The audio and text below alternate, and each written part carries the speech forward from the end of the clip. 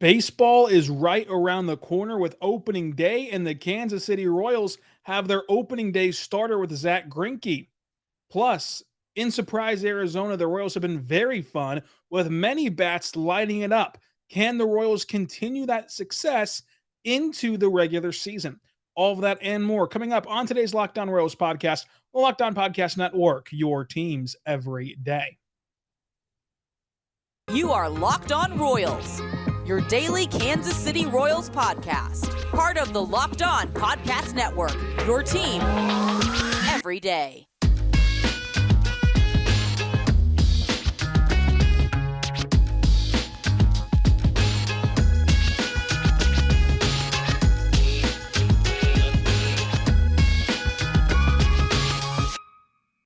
Let's get it going on the Locked On Royals podcast, on the Locked On Podcast Network, your teams every day.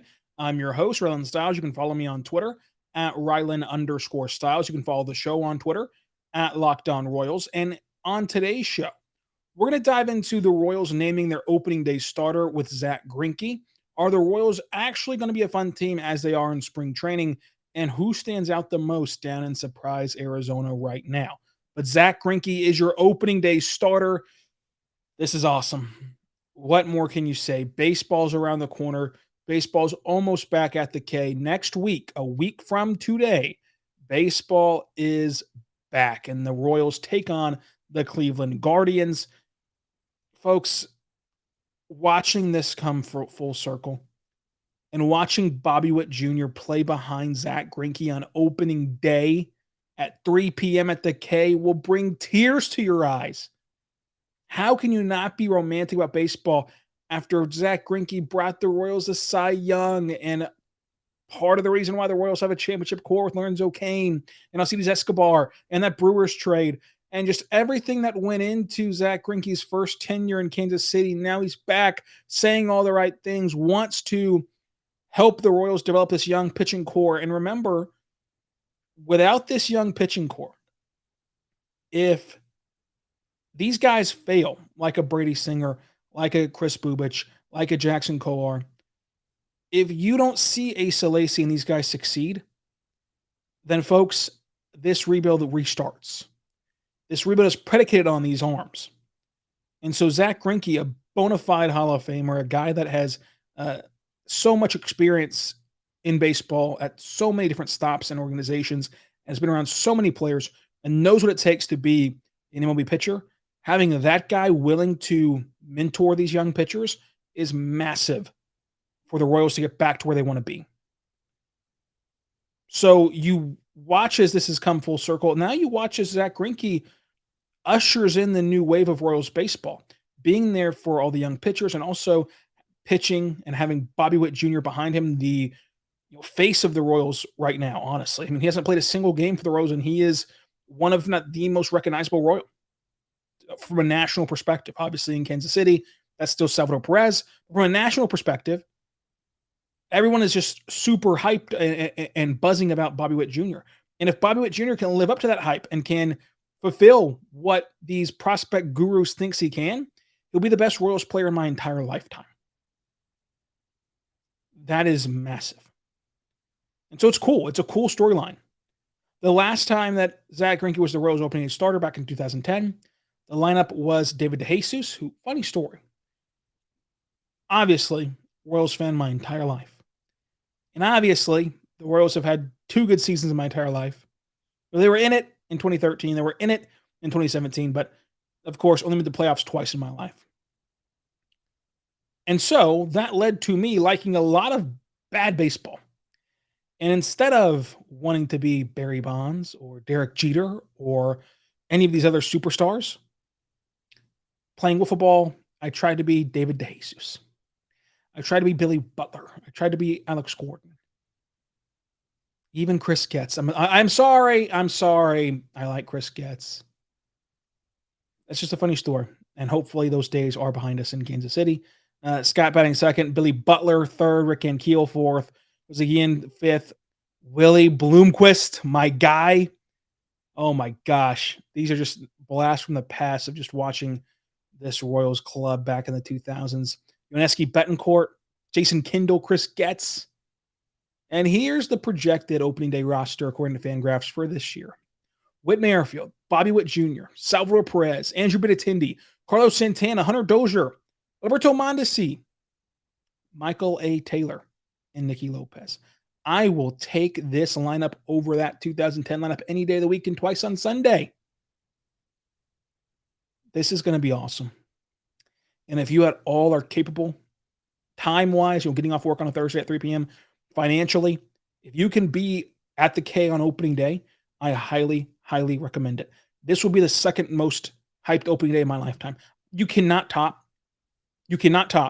Sunday Night Baseball against the Mets, who you just beat in the World Series, raising a banner over the Royals Hall of Fame. You can't top that.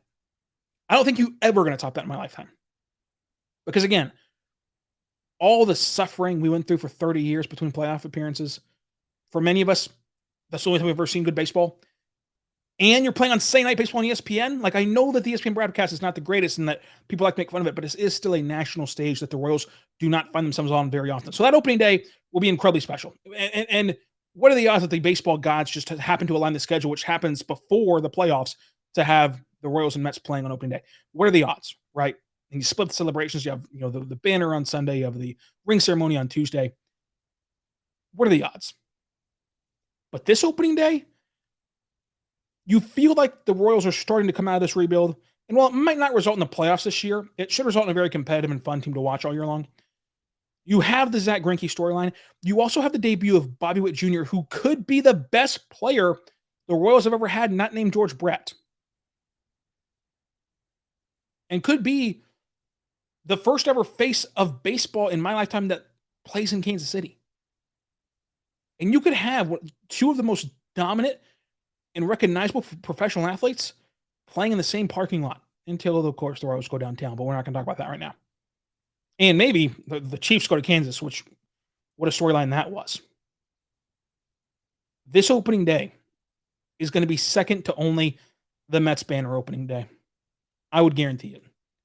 Think about how exciting Eric Hosmer Day was. It's not only opening day, it's Bobby Witt Jr. Day against the Cleveland Guardians on April 7th at 3 p.m. If you can find ways to get tickets, if you can find ways to get off of work, if you can find ways to get to the ballpark that day, I would highly recommend you get to the ballpark that day. And I'm going to sell you even more on that coming up as we talk about how fun this team has been in spring training. Can they continue that fun streak into the regular season? We'll talk about that coming up. But first, I want to tell you right now, we're good friends over at BetOnline, folks.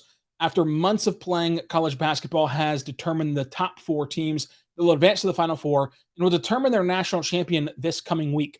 BetOnline.net is your source for all betting needs and sports info. From all the latest odds, contests, and player props, you name it, BetOnline remains the best spot for your sports developments, including podcasts and reviews of all the leagues this season. It's not just basketball, though. BetOnline is a continued source for all your sporting wagering needs, including the NFL Draft, MLB, NBA, NHL, all that fun stuff, and Vegas casino games. So go right now to the website or even use your mobile device and sign up today at BetOnline where the game starts. And folks, this is how easy it is.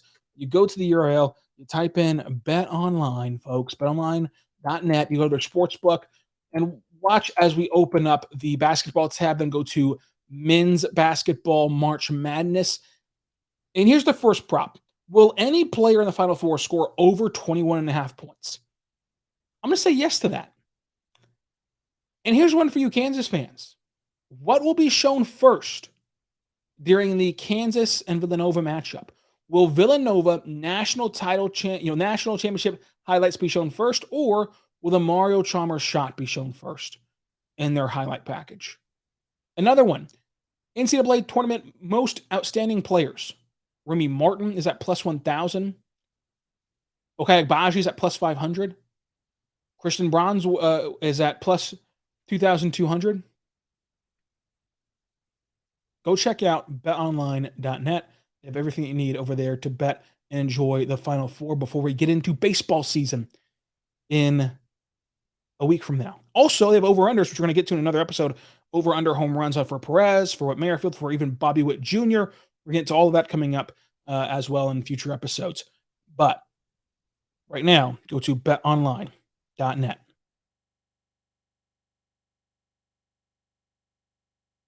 We are back on the Lockdown Royals podcast on the Lockdown Podcast Network, your teams every day.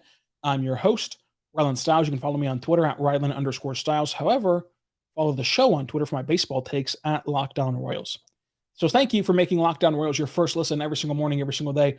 We're here for you talking Royals baseball. For your second listen, go check out the Lockdown MLB Prospects podcast hosted by Lindsey Crosby. It's a prospect encyclopedia that he is. He goes deep on the MLB stars of tomorrow, like Bobby Witt Jr. It's free and available across all platforms, wherever you get your podcast from. Go check it out today. Locked On MLB podcast, the Locked On MLB Prospects podcast, but also check out the Locked On MLB podcast as well. If you want the national perspective on baseball, we'll have more on that later on. And check out the Locked On Guardians podcast. Check out all the podcasts. We have a podcast for every team in the MLB, and you need to get set for baseball this year with all the moving and shaking and the free agent frenzy. Go hear about what every team's kind of settled on. And next week, we have on Tuesday a roundtable episode with all of our other AL Central hosts. So make sure you check back for that one. It's a roundtable with me and Locked On Twins, Locked On Guardians, Locked On White Sox, Locked On Tigers. We go deep into the division, who's going to win it, who's going to make the most noise, who's in the best shape for the future, all that fun stuff coming up on the Locked On Royals podcast and on the Locked On MLB podcast. So make sure you go check out our roundtable on Tuesday, releasing on Tuesday, bright and early, for your commute to work or while you're at the office or while you're just at home, whatever you do, you can listen to Locked On Royals. Now, we just sold you on opening day. What an emotional and fun day that will be, huh? That will just be awesome. And let me know in the comments how much better you think this year's projected opening day lineup, according to Fangraphs, is than the 2010 Royals opening day lineup, whenever Zack Greinke was on the bump before. And I'm interested to see how the rotation shakes out past Zack Greinke. Of course, if you go to Fangraphs and they project the lineup and they project the depth chart, they have it shaking out as Greinke, Keller, Singer, Bubic, and Carlos Hernandez. Hernandez had a really good start today in spring training. We'll see what that means, for his future. I tend to agree. I mean, I think you can flip-flop Singer and Keller. It wouldn't surprise me if you flip-flop Hernandez and Bubic or whatever you want to do. But I think that's your rotation. That's kind of the order it's going to fall, and we'll just see how everyone reacts to the rotation the first time through the order and go from there. But it'll be interesting to see exactly how it's mapped out. I mean, the Astros and Dusty Baker had an incredible revelation today with having Justin Verlander start the third game, I believe. Jake Odorizzi starting the second game, and we were so close to getting Shohei Ohtani against Justin Verlander on opening day. That would have been another great baseball storyline. And sadly, we don't get that. Instead, it'll be Valdez against Shohei, which will still be very fun. Obviously, it's fun to watch Shohei anytime he's on the mound. A lot of good baseball on opening day, obviously. I think that my favorite matchup is probably Red Sox-Yankees, as boring and traditional as that sounds. There's just not a ton eye-popping matchups. I'm fascinated by how the Mariners and Twins shake out, two teams that's done some things in the offseason. For the Mariners, they've gone all in. For the Twins, they've kind of just shuffled the deck around a little bit, and they've kind of just moved Josh Donaldson to New York and brought in Carlos Correa and have a flyer on Gio Urshela and Gary Sanchez. They're interesting, and I just don't know how to gauge the Twins just yet. And the Mariners, it's put up or shut up time. This is the year with the expanded playoffs and the moves you've made. You really have to make the postseason, in my opinion, if you're the Mariners with the expanded postseason. Other than that, the matchups are pretty meh. Astros, Angels, honestly, is one of the other top matchups, and that will be, I believe, a game on national television. But that'll be a game because of the fact that, again, the Angels signed Syndergaard to a one-year deal. You've tried to bolster that bullpen. Can you get Trout? Can you get Shohei? Can you get Anthony Rendon to the postseason this year? And can you make some noise in that West as the Astros lose Springer last year, lose Correa this year, and start to retool that core on the fly? So a lot of good, interesting things that happen on opening day. And of course, throughout the entire season, the Royals will play opening day, their series against the Guardians, starting on Thursday, off day for weather on Friday. And then, of course, round out the 3-game set Saturday and Sunday. Again, we only know the opening day starter for the Royals, Zack Greinke. You can imagine, though, Shane Bieber, health-wise, as long as he's healthy, will start opening day for the Guardians, and that will be a ton of fun in the K. Now, let's talk about spring training. Look, we know spring training does not matter a bit. We know that you cannot take too much from spring training. We know. but the Royals have been very fun this spring training. The Royals have been dangerously fun this spring training. Let's just take a peek at what's happening with the hitters.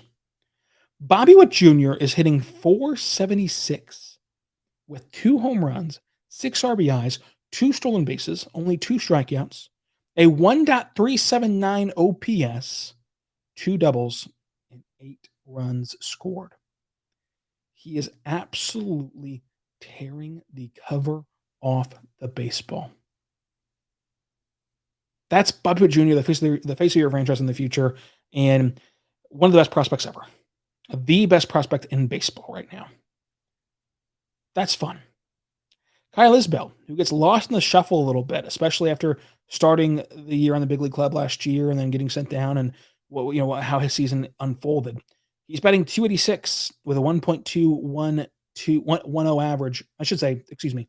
He's batting .286 with a 1.210 OPS and a .400 on base percentage with 3 home runs and a triple with 9 RBIs. I personally am a huge Kyle Isbell stan, but look, this team, despite not looking at to some on the outside on paper, is pretty loaded. I mean, to get Isbell in the lineup, you're going to take out, you're going to take out Benintendi? No. You're going to take out Michael A. Taylor? I don't think so to start the year, obviously. And then you have Whit Merrifield in the right because you need to open up second base, shortstop, and third base. You need Whit Merrifield in the right. So there's not really a way to squeeze in Kyle Isbell in this outfield. And that's a shame. And maybe maybe what you have to do is if Santana or Dozier get off to awful starts, you only have room in the lineup for one of them. So they play first base, and then the DH spot's open for Mondesi, who is battling injuries, and maybe you want to use it to keep him healthier than he has been in recent history. And that slides down Merrifield to second, and slides over Witt to short, or stays with it, stays by Witt Jr. at third and puts Nicky Lopez at short. However you want to work that out, and then you have Isbell go out and right. So there's ways to get him in there. It's just not as clear and obvious without the decommitment from Carlos Santana and Hunter Dozier. But he deserves a chance, I think, this season to be an everyday ball player. And again, same problem with Reliably, who's done everything right. Like, he's played well every time he gets the chance at the MLB level. And this spring, he's batting .609 with a .600 OBP with a 1.861 OPS with 1 walk, 2 stolen bags, 10 RBIs, 3 home runs, a triple, and 4 doubles. But where are you going to put him? I think that, in my opinion, Edward Olivares has solidified his spot on the roster and will be a bench player for you, as Cam Gallagher today wins the backup catching job. No surprise there, but he did win it. So that's 1 bench spot gone. But I do think that Edward Olivares deserves a crack on the bench, and maybe that takes away from Kyle Isbell breaking camp with the Royals because, again, due to the lack of ability to get him playing time every single day, maybe that they want to rather start him in the minor leagues and have him playing every single day as a young player. But still, I think that Edward Olivares deserves a shot in the bigs again. Hunter Dozier, again, somebody who I think has a make-or-break season coming. I know they gave him an extension last year, but you cannot keep holding on to Hunter Dozier and to guys like Carlos Santana if they're going to continue to play bad, right? And so, I think that the first half of the season will be massive for Hunter Dozier. And he's batting .481 right now with a 1.037 OPS. He needs this. He needs to have a strong start or he gets passed by. It's as simple as that. If this roster is totally healthy, as it is right now, which in baseball will not happen, but if it is, there's too many other options to get Dozier out of the lineup. There's just too much pressure. There's it's just all boiling up. Whereas in years past, the Royals have been very bad and their young players have not been even close to the big leagues. Now that's all changing. Now it's coming to a head where Dozier has to put up or shut up this year. And so it's a good start for him. He needed that good start. Mondesi's playing well. I mean, again, small sample size with Mondesi in spring, but he has a 896 OPS. No worries about Whit Merrifield or Salvador Perez. Obviously, Whit's batting over 400. Salvador Perez batting 348 with a 940 OPS. Those guys, they could be batting a .06 and nobody would bat an eye because it's spring training and there's nothing to worry about.